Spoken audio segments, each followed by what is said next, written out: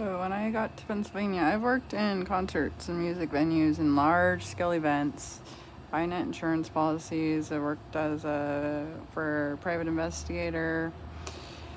I've done all sorts of work. I worked for the best legal firm in Utah and did an internship with them, not just with the trades.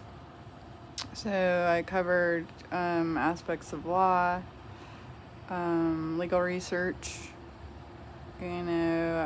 trades, taught me in-depth accounting, accounts receivable, payable, bookkeeping, how we store our receipts for taxes, how to do taxes, payroll, and then restaurants. I got into restaurants, and eventually I learned how inventory control works, and also embezzlement and theft.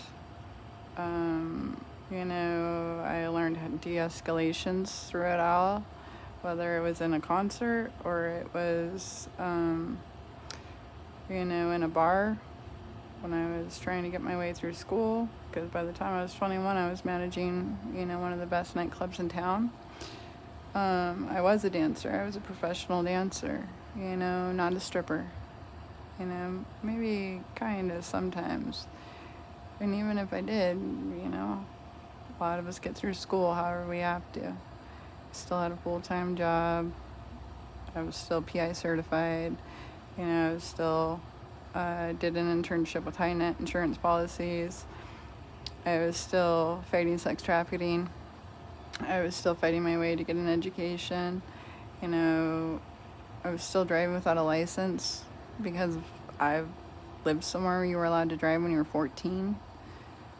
And so the laws were different, so like all of these things, and so here I am, now I get to Salt Lake City, and I'm going through all the steps, just a little bit different than you, okay?